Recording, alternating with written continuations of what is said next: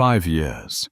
That is exactly how long ruthless Chicago syndicate boss Dominic Russo managed to keep the ghost of the only woman he ever loved safely buried in his past, until a cartel shootout sent him to Mercy General, and he looked through the glass of room 304. He froze. The fluorescent lights of Mercy General Hospital hummed with a sterile, maddening buzz. It was 3 a.m. in Chicago, and the storm outside battered the reinforced glass of the emergency ward. Dominic Russo stood in the shadows of the hallway, a heavy wool coat draped over his broad shoulders, his custom-tailored Tom Ford suit ruined by the dark, tacky stains of his underboss's blood. Vincent had taken 2 hollow points to the chest during a sit-down with the Moretti family that went completely to hell. Now, Vincent was in surgery, and Dominic was left pacing the linoleum, surrounded by 3 heavily armed associates who looked like ordinary men in suits, but whose eyes constantly scanned for threats. Dominic hated hospitals. They smelled of bleach, despair, and the inevitable. He needed a moment to breathe, to get away from the frantic energy of the trauma center and the lingering questions of the Chicago PD officers who knew exactly who he was, but couldn't prove a damn thing. Gesturing for his men to stay put, Dominic walked down the long, empty corridor of the intensive care wing. He didn't know where he was going. He just needed the silence. He passed rows of darkened rooms, the rhythmic beeping of heart monitors, the only sound breaking the quiet. As he walked past room 304, something made him stop. It wasn't a sound. It was an instinct, a pull in his gut, sharp and undeniable, like a fishhook catching on his ribs. He took a slow step backward and looked through the half-open vertical blinds of the observation window. The room was dimly lit by the glow of a dozen medical machines. In the center of the room, lying in the bariatric hospital bed, was a woman. Dominic's breath left his lungs in a sudden, violent rush. His hands, which had remained perfectly steady while returning fire just an hour ago, began to tremble. He pressed his palms flat against the cold glass, his dark eyes wide, absorbing the impossible reality in front of him. It was Fiona. Fiona Henderson. She was completely unconscious, a thick plastic ventilator tube taped to her mouth, an IV line pierced into the back of her swollen hand. But what shocked Dominic to his very core wasn't just the tubes or the pale, ashen color of her skin.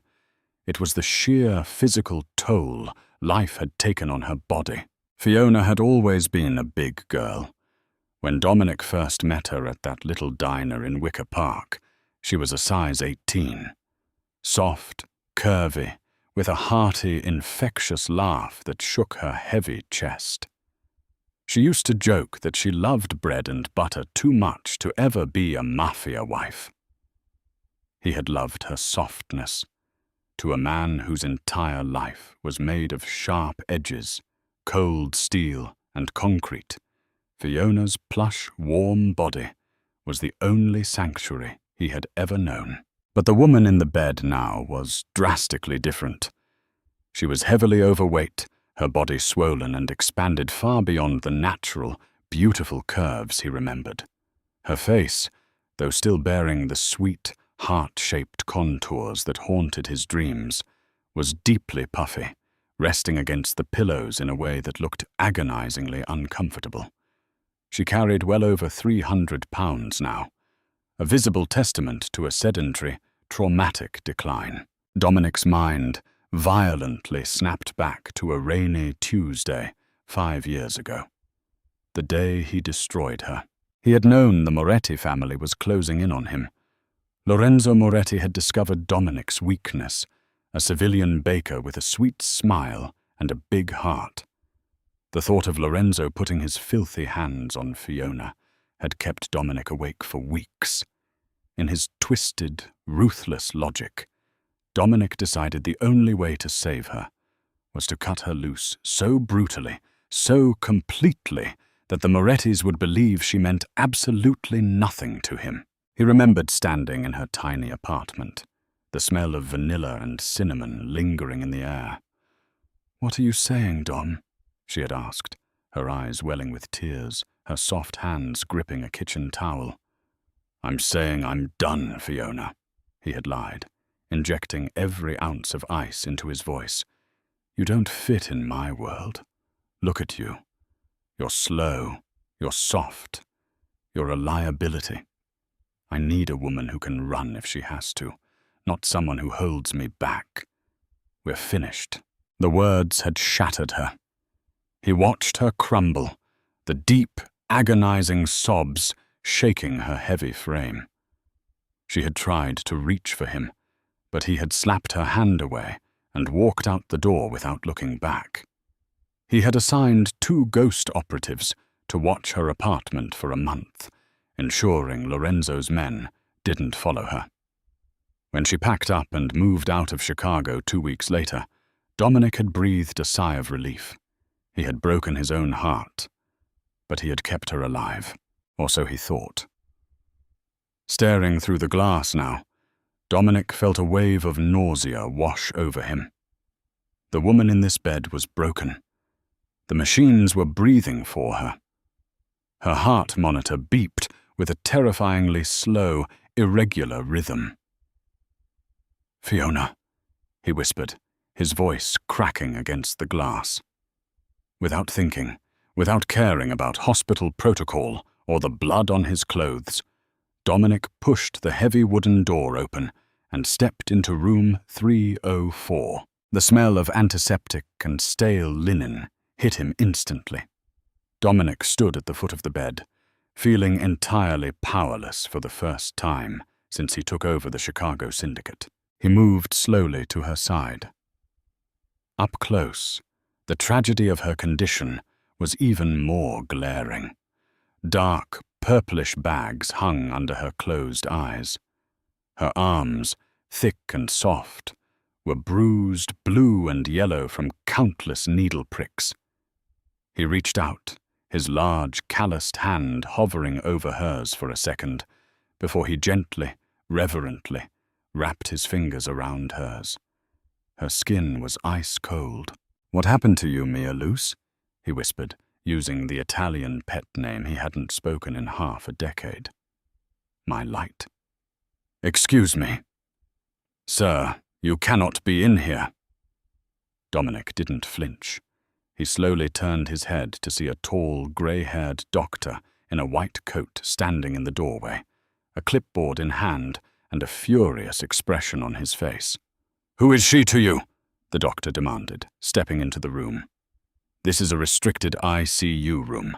You need to leave immediately before I call security." Dominic's eyes darkened, the dangerous, lethal aura of the mob boss snapping instantly back into place.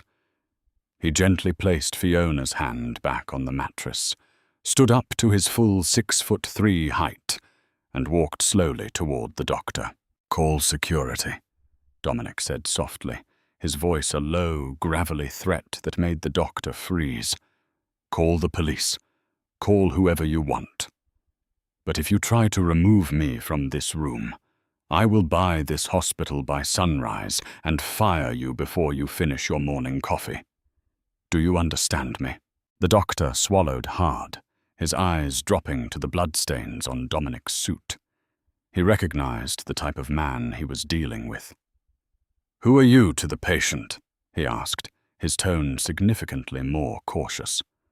"I'm her husband," Dominic lied smoothly, not breaking eye contact. "I've been out of the country. I just found out she was here. Tell me what is wrong with my wife." The doctor, whose badge read Dr. Harrison Mitchell, hesitated, flipping through the chart. "Mr. Henderson." "Russo," Dominic corrected sharply. "Her name is Fiona." "Right. Well, Mr. Russo, Fiona was admitted to the ER 3 days ago, suffering from severe congestive heart failure. Her lungs were filling with fluid, and her kidneys are currently functioning at less than 20%. We had to intubate her to keep her oxygen levels stable. Dominic felt the floor tilt beneath him. Heart failure? She's only 32 years old. Dr. Mitchell sighed, his demeanor softening into professional sympathy. It's a secondary complication, Mr. Russo. Fiona has been in failing health for a long time. Her heart is struggling under the immense strain of her weight, combined with severe chronic hypertension. She wasn't like this before, Dominic stammered, pointing to the bed. She was heavy, yes, but she was healthy. She was vibrant. Dr. Mitchell looked at him with a mix of confusion and pity. You said you've been out of the country. How long have you been away from her? 5 years. The doctor nodded slowly, looking back at the chart. Then you don't know about the accident. Dominic's blood ran completely cold. What accident? 4.5 years ago, Dr. Mitchell explained, his voice lowering. Fiona was involved in a catastrophic hit-and-run in Detroit. A black SUV ran a red light and T-boned her compact car at 60 miles an hour. Her pelvis was shattered in 3 places. Her lumbar spine was severely compromised. She spent 6 months in traction and went through 4 major reconstructive surgeries. Dominic couldn't breathe. Detroit. She had moved to Detroit after he threw her out. And a black SUV. The Moretti family's signature hit method. Lorenzo. He hadn't protected her. Lorenzo hadn't been fooled at all. The moment Dominic removed his protection and sent Fiona away, Lorenzo's men had simply followed her, waited until she was entirely isolated, and tried to slaughter her. The trauma from the accident left her with severe chronic pain and highly limited mobility, Dr. Mitchell continued, oblivious to the monstrous realization unfolding in Dominic's head. She's been practically bedridden for the last 3 years. The immobility, compounded by severe clinical depression, led to massive weight gain. Her body simply became a prison. She's been fighting a losing battle against her own anatomy ever since. We are doing everything we can. But honestly, Mr. Russo. But what? Dominic demanded, stepping closer, his fists clenched so hard his knuckles were bone white. It is an absolute miracle she held on this long, the doctor said quietly. Most women wouldn't have survived the initial crash, especially not in her condition. Dominic frowned, the ringing in his ears growing deafening. Her condition? What condition? Dr. Mitchell paused, looking deeply uncomfortable. He checked the chart again, as if to verify the information. He looked up at Dominic, his eyes filled with genuine sorrow. Mr. Russo, Fiona was 6 months pregnant at the time of the crash. The impact, the trauma was too severe. She lost the baby on the operating table. A little boy. The clipboard slipped from Dr. Mitchell's hand, but Dominic didn't hear it hit the floor. The sterile white walls of the hospital room seemed to dissolve. A little boy. 5 years ago. 4.5 years ago. The math slammed into Dominic's chest like a freight train. When he stood in her kitchen and broke her heart. When he called her a liability and walked out the door. She was already carrying his child. She had taken his cruel words, packed her bags and left the city, choosing to raise the heir to the Russo syndicate all by herself, rather than tie Dominic down. And because of his arrogance, because he thought he was playing a brilliant game of chess against the Morettis, his son was dead. And the woman he loved was suffocating under the physical and emotional weight of a tragedy he had single-handedly orchestrated. Dominic turned back to look at Fiona. The heavy, swollen body in the bed wasn't a sign of weakness or failure. It was the armor of a woman who had survived a literal massacre. It was the physical map of the agony he had forced her to endure. She had taken the hit meant for him, lost their child, and spent 4 years locked in a broken body, suffering in silence. A single hot tear broke loose from Dominic Russo's eye, tracing a path down his hardened cheek. "Leave us!" Dominic commanded, his voice trembling with a terrifying, apocalyptic rage that was aimed entirely at himself and the Moretti family. "Sir, I have to monitor." "I said get out!" Dominic roared, the sound vibrating the glass windows. Dr. Mitchell scrambled out of the room, leaving the door shut behind him. Dominic collapsed into the plastic chair beside Fiona's bed. He buried his face in the mattress, right beside her thick, bruised arm. And for the first time since he was a child, the ruthless boss of the Chicago underworld wept. He wept for the soft, laughing baker he had broken. He wept for the son he had never met. But as the tears soaked into the hospital sheets, a new, dark emotion began to eclipse the grief. Lorenzo Moretti was still alive. Dominic lifted his head, his dark eyes locking onto Fiona's pale face. He reached into his coat pocket and pulled out his encrypted phone. He dialed a number he reserved only for total war. "Call all the capos," Dominic said into the receiver, his voice dead and devoid of any humanity. "I want every single Moretti breathing in this city dragged out of their beds, tonight." The Chicago underworld did not just bleed that night, it was entirely suffocated. Within an hour of Dominic's phone call, the Russo syndicate moved with a synchronized, terrifying precision. They did not care about the unspoken rules of the commission, nor did they care about the collateral damage to their own operations. By 5 a.m., the opulent Gold Coast penthouse of Lorenzo Moretti's underboss was engulfed in flames. By 6:15 a.m., 3 of Moretti's top capos were pulled from their vehicles on the Dan Ryan Expressway and vanished without a trace. Dominic didn't lead the charge. He let his most brutal enforcer, Leo Castiglione, orchestrate the massacre. Dominic had a much more vital mission. He had authorized the immediate, highly classified transfer of Fiona Henderson from Mercy General to a private, impenetrable Vamuhai P floor at Northwestern Memorial. He bought out the entire wing, flooding the corridors with his heavily armed men, disguised as private security. For 3 agonizing days, Dominic sat in the plush leather chair beside her bariatric bed. He watched the steady, rhythmic rise and fall of her heavy chest, listening to the ventilator do the work her traumatized lungs couldn't. He brought in top-tier cardiologists, bariatric specialists, and trauma surgeons, demanding they spare no expense, paying them in offshore wire transfers to keep their mouths shut. On the evening of the 4th day, the storm broke. The ventilator had been successfully removed that morning, replaced by a simple nasal cannula.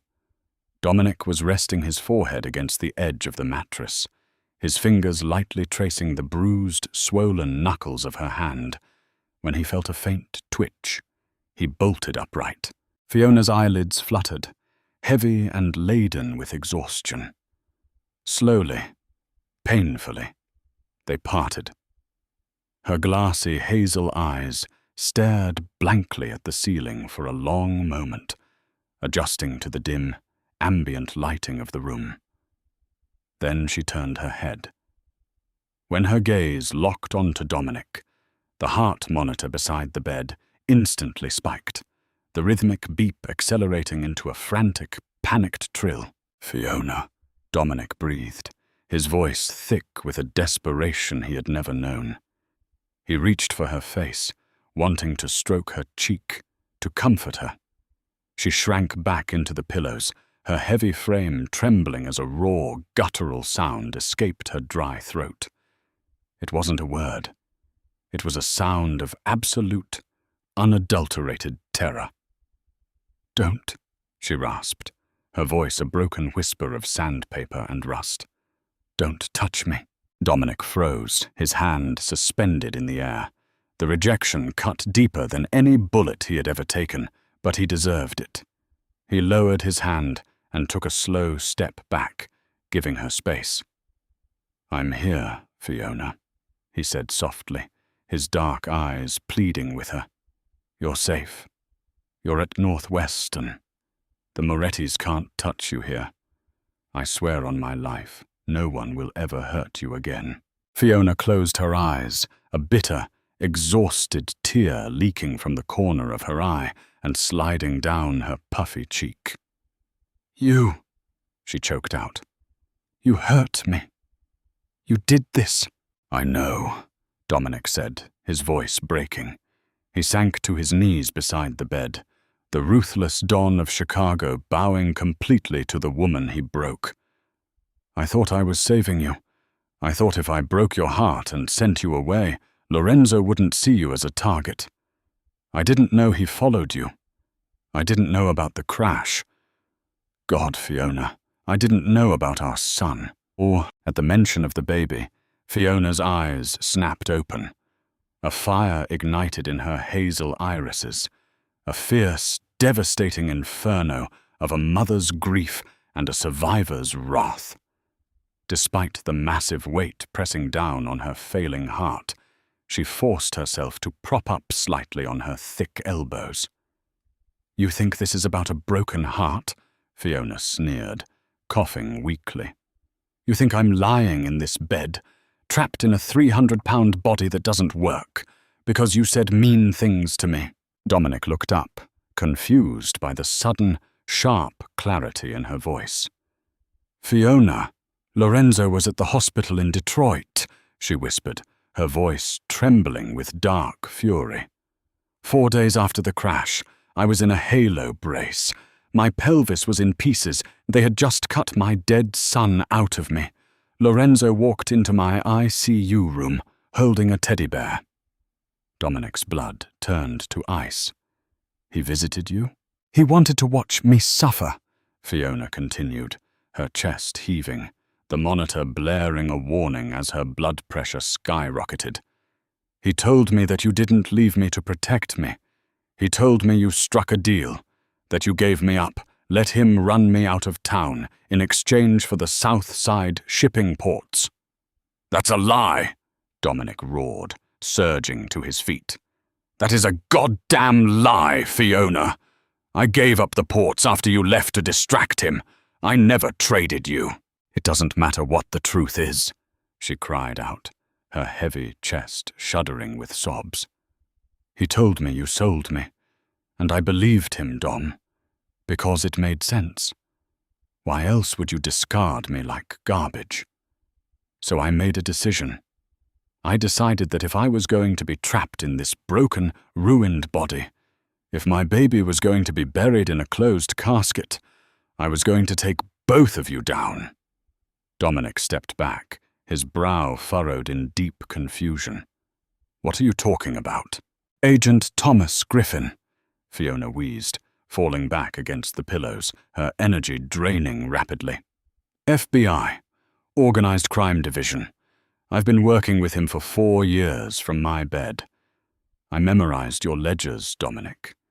I remembered every name, every drop-off, every shell company you talked about when you thought I was asleep. And I gave it all to the feds, to build a RICO case against you and against Lorenzo." Dominic stared at her, utterly paralyzed. The woman he thought was a helpless, tragic victim of his world had spent the last 4 years actively orchestrating his downfall from a bariatric hospital bed. She hadn't just survived. She had weaponized her grief. "The feds are moving on Lorenzo tomorrow," Fiona whispered, her eyes fluttering shut as the exhaustion overtook her.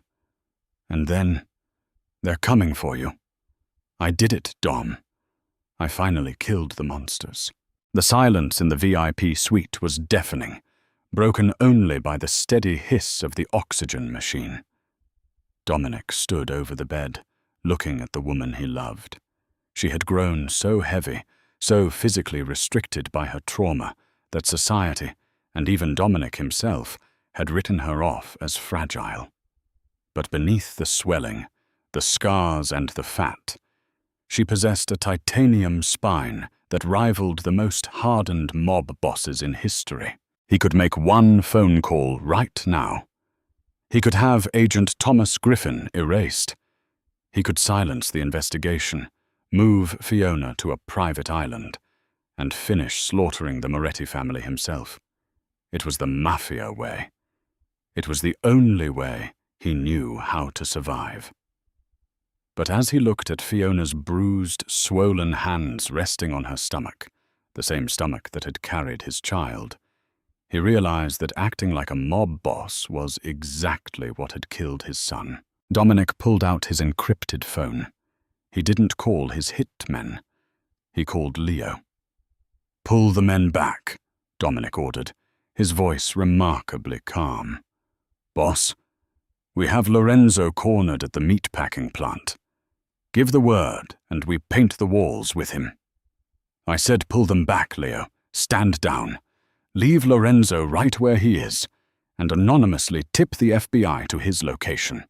Let them take him alive." There was a long, stunned pause on the line. "Dom, if the feds take him, he talks. He'll flip on the commission. He'll flip on you." "Let him," Dominic said quietly, looking down at Fiona's sleeping face. "The war is over, Leo. Disband the Chicago crew. Burn the ledgers. I'm out." He hung up the phone before Leo could protest, snapping the device in half and tossing it into the biohazard bin. For the next 48 hours, the news cycle in Chicago was a relentless storm of federal indictments. Lorenzo Moretti and 27 of his associates were dragged out of their hideouts in handcuffs.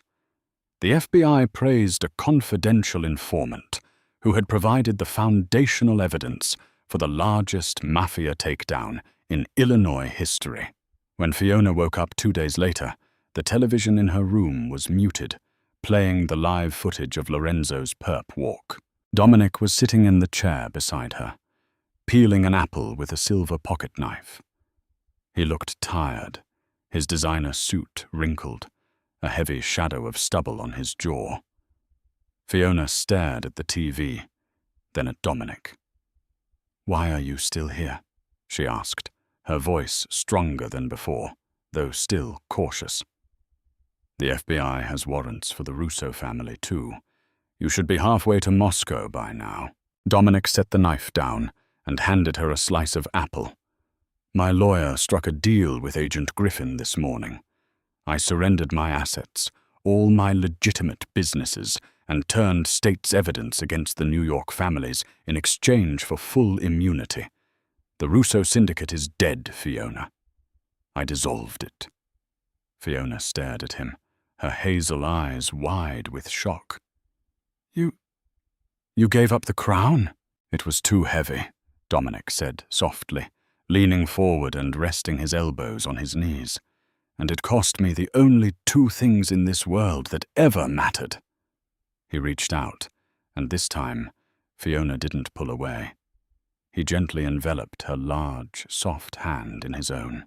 "I don't expect you to forgive me," Dominic said, his voice raw with emotion. "I know I ruined your life. I know you hate what I turned you into. But I am never leaving your side again. You are going to go to rehab. You are going to heal your heart. And whether you ever lose an ounce of weight, or whether you walk with a cane for the rest of your life, I am going to spend every single day making sure you know that you are the strongest, most beautiful woman I have ever known." Fiona looked down at their joined hands. For 5 years, she had carried the physical and emotional weight of a dead son, a shattered pelvis, and a broken heart. Her body had expanded to protect her from a world that kept trying to kill her. But as she looked into Dominic's eyes, seeing the genuine remorse and the unconditional surrender of a man who had burned his entire empire to the ground just to hold her hand. She felt a tiny, fragile spark of something she hadn't felt in years. Hope. Tears spilled over her thick lashes, soaking into the hospital pillows. Dominic leaned forward, gently kissing her forehead, his tears mingling with hers. 3 years later, the sun beat down on the private, heavily guarded terrace of a villa in Tuscany, Italy. The air smelled of salt and blooming lemon trees. Fiona Russo sat in a reinforced, wide wicker chair overlooking the Mediterranean. She was still a large woman. The trauma to her spine meant she would never run, and her metabolism would never fully recover from the years of immobility. But she was no longer a prisoner in her own skin. Her face was bright, her skin glowing with health, and the heavy puffiness of congestive heart failure was entirely gone. A sturdy, custom-made silver cane rested against the table beside her. The sliding glass door opened, and Dominic stepped out onto the terrace. He wore a simple white linen shirt and slacks, holding a tray with fresh espresso and a plate of warm, cinnamon-dusted pastries. He set the tray down and leaned over, pressing a deep, lingering kiss to her lips. She tasted like vanilla and sunshine. "The physical therapist will be here in an hour," Dominic murmured, brushing a strand of hair behind her ear. "I know," Fiona smiled, her eyes crinkling at the corners. She reached up, her soft, plump hand resting against his jaw. "I'm ready." They hadn't erased the past. The scars were still there, etched into her body and his soul. But as Dominic sat beside her, looking out at the endless blue horizon, he knew that they had finally done the impossible. They had built a beautiful life from the ashes of a tragic one. Did Fiona and Dominic's fierce journey of survival and redemption leave you breathless? True love isn't about perfection. It's about standing by someone through their darkest trauma and fighting for their healing. If this intense Mafia romance touched your heart, like this video, share it with your friends who love stories of resilience and redemption. And don't forget to subscribe for more gripping, real-life inspired dramas. What do you think about Dominic's ultimate sacrifice? Tell us below.